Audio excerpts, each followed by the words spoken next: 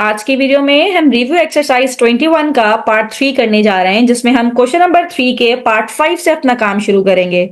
इससे previous video में हमने क्वेश्चन नंबर 3 पार्ट 4 तक कर लिया था। अगर आपको उनके सॉल्यूशंस चाहिए तो प्लेलिस्ट में जाके मेरी प्रीवियस वीडियो जरूर देखिएगा।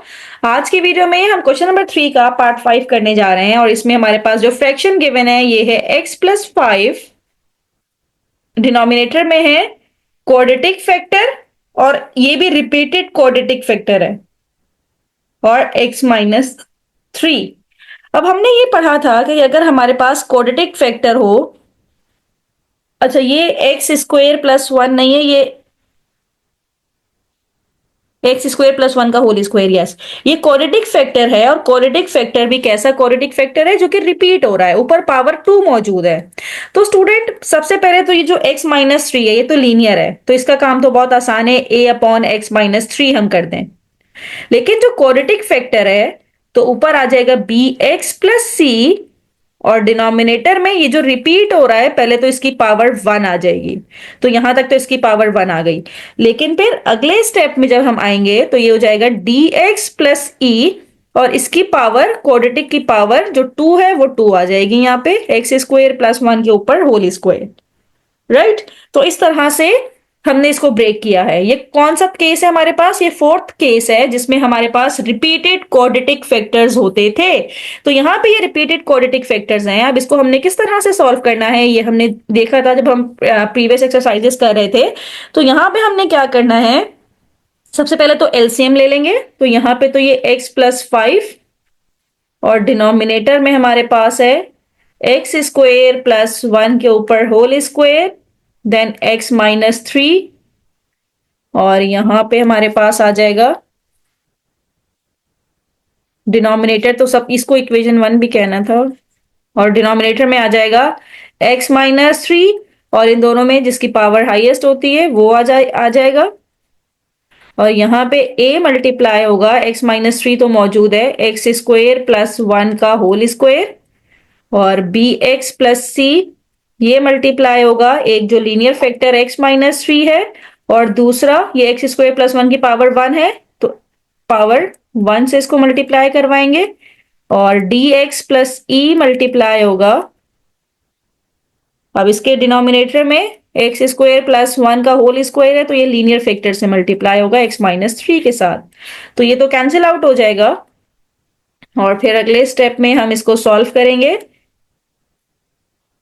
a+b का होल स्क्वायर, a स्क्वायर तो ये 2 की पावर 2 ये हो जाएगा, +2ab + b स्क्वायर, और यहां पे ये है bx+c, इसको मल्टीप्लाई करेंगे तो x³ + x-3x² -3 × 3 plus dx² -3dx + ex-3e, right. तो अब यहां पे फर्दर इसको सिंप्लीफाई करवा लेते हैं। a मल्टीप्लाई हो रहा है x⁴ +2ax² + a, और यहां पे bx मल्टीप्लाई हो रहा है x³ से, तो ये x4 हो जाएगा, +bx² -3bx³ -3bx, फिर यहाँ पे हो जाएगा cx³ +cx -3cx² -3c, और ये वाला as it is, +dx² -3dx + ex-3e, और इस साइड पे x+5 मौजूद है। अब इनके कोफिशिएंट्स को हम इक्वेट करवाएंगे, इक्वेट द कोफिशिएंट्स, और जब इनको हम इक्वेट करवाएंगे तो ये ax4 + bx4 है, तो यहां पे x4 अगर हम कॉमन ले लें तो ये बचेगा a + b x⁴, राइट। तो ये वाली टर्म का काम हो गया, इस टर्म का काम हो गया। अब x³ को हमने कॉमन लेना है, तो यहां से हमारे पास आएगा 3b -3b x³ इसका काम हो गया, और +c, और x³ किसके साथ है, और किसी के भी साथ नहीं है, तो एक्स क्यूब। अब एक्स स्क्वायर देख लेते हैं, ये है 2a, फिर है प्लस बी, और ये -3c के साथ है, और एक्स स्क्वायर डी के साथ है। अब एक्स को देख लेते हैं, -3b के साथ एक्स है, और एक्स हमारे पास ये तो हो गया, और -3d के साथ है, और ई के साथ है। ये दोनों खत्म। अब कांस्टेंट क्या क्या है, एक है ए, ये भी हो गया, यस ये भी हो गया।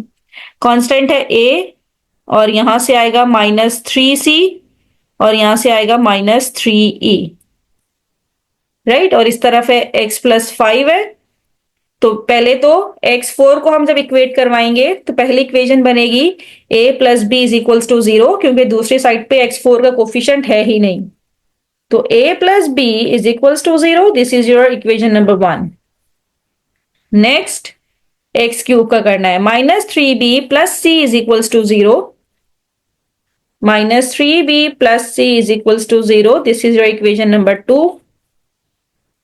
Next 2a + b, 2a + b -3c + d, -3c + d = 0, this is your equation number 3। अब x का -3b -3d, -3b -3d + e = 1, +e = 1, क्योंकि दूसरी तरफ x का कोफिशिएंट 1 है। कांस्टेंट टर्म्स रह गई हैं, a -3c -5e, और दूसरी तरफ कांस्टेंट क्या है, a -3c -3e है, -3e है ये, a -3c -3e = 5 है। अब 5 इक्वेशंस हमारे पास आ गई हैं, और 5 ही वेरिएबल्स हैं, तो हमने यहाँ पे a b c d की वैल्यूज फाइंड आउट करनी है। सबसे पहले इक्वेशन 1 को हम मल्टीप्लाई करवाते हैं 3 के साथ। मल्टीप्लाई इक्वेशन 1 बाय 3, तो ये हो जाएगा 3a + 3b = 3 0 0। और इक्वेशन 2 हमारे पास क्या है, -3b + c = 0। अब जब हम इनको ऐड करवाने जाएंगे तो 3b से -3b कैंसिल हुआ, तो रिजल्ट बनेगा 3a + c = 0, राइट। इसमें से आप c की वैल्यू भी निकाल सकते हैं, c = 3a। इसको हम नाम दे देते हैं इक्वेशन नंबर 6 का।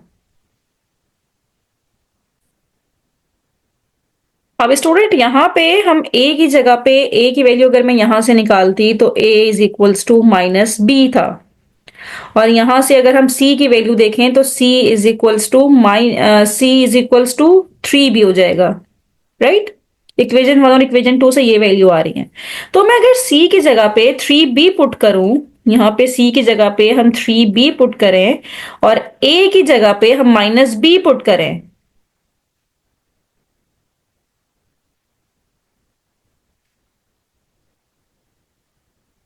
तो यहां से तो हमें कोई नई इंफॉर्मेशन तो नहीं मिल रही। तो अगले स्टेप में फिर हम ये करते हैं कि इसको इक्वेशन 3 में पुट करते हैं, उससे हमें हेल्प मिल सकती है। इन वैल्यूज को उठाएंगे और पुट इन इक्वेशन 3। इक्वेशन 3 क्या है, 2a, तो हम a की जगह पे लिखेंगे -b, और b को एज इट इज रहने देंगे, -3c, c की जगह पे भी 3b लिख देंगे, क्योंकि यहाँ पे c की वैल्यू 3b है, और +d = 0। तो ये हो जाएगा -2b + b -3 3 9b + d = 0। तो -9 -2 करेंगे तो -11 + 1 इज -10b + d = 0। तो यहां से मेरे पास d की जो वैल्यू आई है वो आई है 10b, राइट। इसको हम नाम दे देंगे इक्वेशन नंबर 7 का, और इसको भी हम बाद में यूज करेंगे, और इसको इक्वेशन 4 में पुट करेंगे। पुट इन इक्वेशन 4, और इक्वेशन 4 में क्या है, -3b। इक्वेशन 4 हमारे पास है -3b -3d की जगह पे हम 10b लिखेंगे, plus e is equals to 1। तो ये हो जाएगा -3b, 10 3 30, plus e is equals to 1। तो -33b plus e is equals to 1। तो e की वैल्यू आ जाएगी, ये +33 हो जाएगा दूसरी साइड पे जाके, और +1 तो ऑलरेडी मौजूद है। तो e की वैल्यू आ गई 33b प्लस 1। तो इसको हम इक्वेशन 8 का नाम दे देंगे। अब हम क्या करेंगे, इक्वेशन 5 में पुट करेंगे। जब इक्वेशन 5 में पुट करेंगे तो ये हमारे पास, यहाँ पे थोड़ी सी स्पेस बनाते हैं और इसको इक्वेशन 5 में पुट करते हैं। Put in equation 5। तो 5 इक्वेशन क्या हो जाएगी हमारे पास, ये है a-3c। a की जगह पे -b पुट करेंगे, -3c की जगह पे 3b पुट करेंगे, और e की जगह पे -3, e की जगह पे जो अभी वैल्यू निकाली है 33b प्लस 1, 33b प्लस 1 और इज इक्वल्स टू 5। तो ये हो जाएगा -b, -3 3 9b, -33 3 9 b, -3 is equals to 5। तो इसको सॉल्व करेंगे तो ये -99 और -1, -100 -109b, और -3 उधर जाएगा तो +3 हो जाएगा, तो 8 आएगा। तो यहां से b की वैल्यू मेरे पास आ गई -8/109। तो सबसे पहले b की वैल्यू आई है जो कि है -8/109। इस b की वैल्यू को जब हम इक्वेशन 1 में पुट करेंगे तो यहां से a की वैल्यू भी आ जाएगी। a की वैल्यू -b था तो बस ये माइनस खत्म हो जाएगा, तो 8/109। तो इस तरह से ये a की वैल्यू भी आ गई, और यहां से ये c की वैल्यू भी आ सकती है जब इक्वेशन 2 में पुट करेंगे। तो इक्वेशन 2 में पुट करेंगे तो c is equals to 3b है, और b की वैल्यू ये है हमारे पास। तो यहां से इसमें से एक्स्ट्रा चीज कौन सी हम हटा सकते हैं, यहां से थोड़ा सा रिमूव करते हैं हम, ये इक्वेशन 7 रहने देते हैं। ओके, तो इक्वेशन 2 में जब पुट करेंगे तो c की वैल्यू हमारे पास क्या आ जाएगी, c is equals to 3b, और b क्या है -8/109।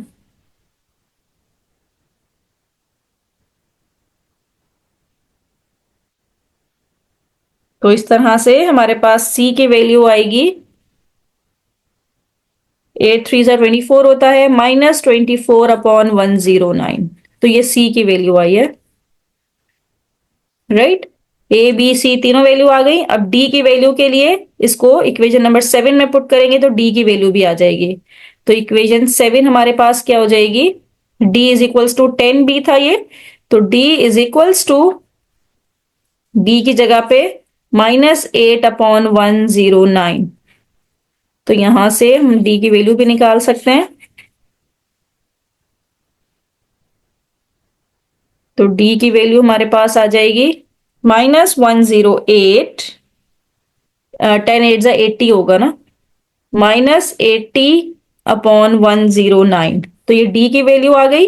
अब ई की वैल्यू के, ई की वैल्यू भी नहीं आई ना अभी, हाँ, ई की वैल्यू के लिए इसको इक्वेशन 8 में पुट करेंगे तो ई की वैल्यू भी आ जाएगी, e is equals to 33, b की जगह पे -8/109, साथ में +1 मौजूद है। तो ये हमारे पास हो जाएगा, 33 को मल्टीप्लाई करें तो -264/109, और जब +1 करेंगे तो एंड पे रिजल्ट आएगा एलसीएम लेने के बाद -11155/109। तो ई की वैल्यू भी आ गई। तो A B C D E सारी वैल्यूज आ गई हैं। इसको हम उठाएंगे और अपनी इक्वेशन में पुट करेंगे, मेन इक्वेशन में, इक्वेशन 1 में। तो यहां पे A B C D E की वैल्यू हम यहां पे पुट करके अपना फाइनल रिजल्ट निकालते हैं। तो ए की जगह पे तो सिंपल वैल्यू है हमारे पास, ए की क्या आई है अभी, 8/109। 8/109 into x minus three. B की वैल्यू क्या आई है? बी की वैल्यू आई है -8/109। -8/109 साथ में आ जाएगा x, और c क्या है? -24/109। तो हम माइनस कॉमन ही ले लेते हैं, माइनस और 109, माइनस नीचे आ जाएगा 109 एक्स स्क्वेयर प्लस 1। तो b की जगह पे -8 +8 हो जाएगा, 8x + 24, 8x + 24। और यहाँ पे d की वैल्यू क्या है? d की वैल्यू है -80/109। तो यहाँ पे भी माइनस और 109 कॉमन ले लेते हैं, और d की वैल्यू क्या है? अब +80 हो जाएगी, और यहाँ पे +155, 80x + 155। तो ये हमारे पास इसका फाइनल रिजल्ट बना है क्वेश्चन नंबर 3 के पार्ट 5 का। अब हम इसका लास्ट पार्ट करने जा रहे हैं, जो कि है पार्ट नंबर 6, और ये है 7x + 3, और डिनोमिनेटर में मेरे पास है x - 1 के ऊपर होल स्क्वायर, यानी कि लीनियर फैक्टर है पर वो रिपीट हो रहा है, राइट। तो सबसे पहले तो जो सिंपल लीनियर फैक्टर है, जो नॉन रिपीटेड है, हमने वो लिख दिया x + 2, जो कि नॉन रिपीटेड लीनियर फैक्टर है। अब रिपीटेड लीनियर फैक्टर को कैसे लिखा जाएगा? एक दफा x - 1 की पावर 1, और दूसरी दफा x - 1 के ऊपर square. This is your equation number 1। Now we have to take LCM. तो ये हो जाएगा 7x + 3, डिनोमिनेटर में आ जाएगा x - 1 का स्क्वायर और x + 2, और यहां पे जब एलसीएम लेंगे तो ये हमारे पास हो जाएगा x + 2, और इन दोनों में से बड़ी पावर स्क्वायर है, तो a x - 1 का स्क्वायर आ जाएगा। यहाँ पे एलसीएम लिया जा रहा है, तो x + 2 और x - 1 आ जाएगा साथ में, और c के साथ x - 1 तो ऑलरेडी मौजूद है, तो x + 2 आ जाएगा। डिनोमिनेटर का काम तो खत्म हो गया, यहाँ पे दोनों जगह सेम डिनोमिनेटर थे। x - 1 का whole square a square -2ab + b square, और यहाँ पे x square -2x x square -x + 2x -2 1 = 2 + c x + 2। अब ये है 7x + 3। यहाँ पे हम अगर x स्क्वायर कॉमन ले लें तो यहाँ से a बचेगा और b बचेगा x स्क्वायर। अब x कॉमन लेते हैं तो यहाँ से -2a आ जाएगा। अच्छा, -x + x करेंगे तो यहाँ से सिर्फ +x ले लेते हैं, क्योंकि इनको सॉल्व भी करना था एक ही स्टेप में। -1x + 2x + 1x, तो यहाँ से मेरे पास सिर्फ b आ जाएगा, और यहाँ से मेरे पास c आ जाएगा, और बाहर x मौजूद है। और कांस्टेंट क्या क्या है? a - 2b + 2c। अब जब इनके कोफिशिएंट को हम इक्वेट करवाएंगे, इक्वेट द कोफिशिएंट्स, तो पहली इक्वेशन बनेगी a + b, दूसरी तरफ एक्स स्क्वायर है ही नहीं तो 0 के इक्वल। दूसरी इक्वेशन बनेगी -2a + b + c, दूसरी तरफ आ जाएगा 7। फिर a - 2b + 2c, दूसरी तरफ आ जाएगा 3। This is your equation number 3। अब हमने यहाँ से ए बी सी की वैल्यूज आइडेंटिफाई करनी है, और इसको फिर हम इक्वेशन 1 में पुट करेंगे ए बी सी की वैल्यूज को। तो ए बी सी की वैल्यू निकालने के लिए पहले इक्वेशन 2 को हम मल्टीप्लाई करवा लेते हैं 2 से। मल्टीप्लाई इक्वेशन 2 बाय 2, तो ये हो जाएगा -2 × 4a + 2b + 2c = 7। 7 को भी 2 से मल्टीप्लाई करवाना पड़ेगा, तो 14 हो जाएगा। और इक्वेशन 3 मौजूद है as it is, a - 2b + 2c = 3।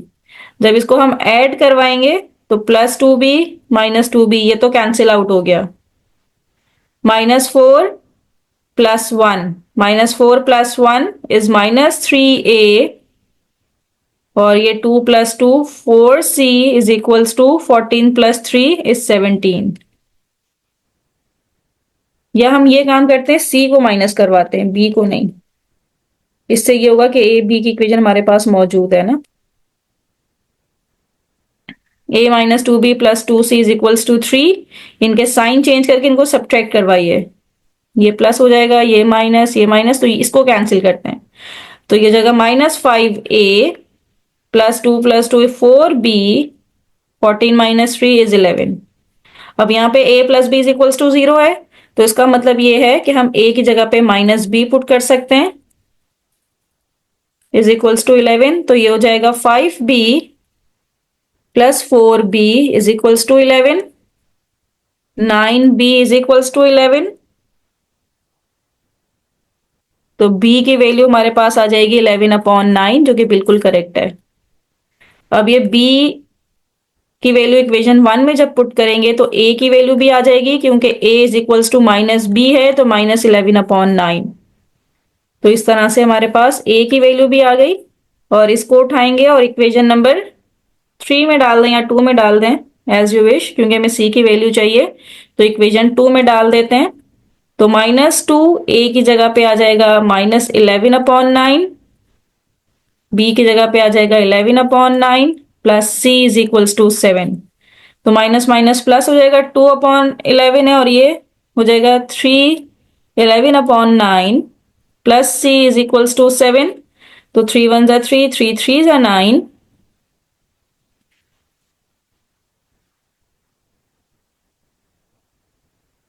तो ये हमारे पास c की वैल्यू आ जाएगी 7 माइनस 11/3। 7 3 जा होता है, 7 3 जा 21, माइनस 11 करेंगे तो 10/3। 7 3 जा 21, 21 के साथ प्लस है तो प्लस में आ जाएगा 10/3। तो c की वैल्यू भी आ गई 10/3। अब इन सब वैल्यूज को उठाएंगे और इक्वेशन 1 में जब पुट करेंगे तो a b c तीनों वैल्यूज को यहाँ पे पुट करके हम फाइनल आंसर निकाल लेते हैं। a की जगह पे -11/9 x प्लस 2, b की जगह पे +11/9 x माइनस 1, c की जगह पे 10/3 और साथ में x माइनस 1 के ऊपर होल स्क्वायर। तो स्टूडेंट इस तरह से ये मैंने रिजॉल्व कर लिया पार्शियल फ्रैक्शन में, और यही मेरे पास इसका फाइनल रिजल्ट है। This is your final result. तो स्टूडेंट देखा हमने कि किस तरह से इसको पार्शियल फ्रैक्शन में ब्रेक किया है। x माइनस 1 के ऊपर होल स्क्वायर भी है, यस ये होल स्क्वायर भी है, राइट। तो स्टूडेंट यहां पे हमने सारे क्वेश्चन सॉल्व कर लिए। क्वेश्चन नंबर 3 के पार्ट 6 तक हमने सब सॉल्व कर लिया। अगर आपको किसी भी पार्ट में कोई प्रॉब्लम हो तो मुझे कमेंट बॉक्स में जरूर बताइएगा। इस तरह से हमने चैप्टर नंबर 21 कंप्लीट कर लिया। नेक्स्ट वीडियो में हम चैप्टर नंबर 22 से अपना काम शुरू करेंगे। थैंक यू सो मच कि आपने एंड तक मेरी वीडियो देखी।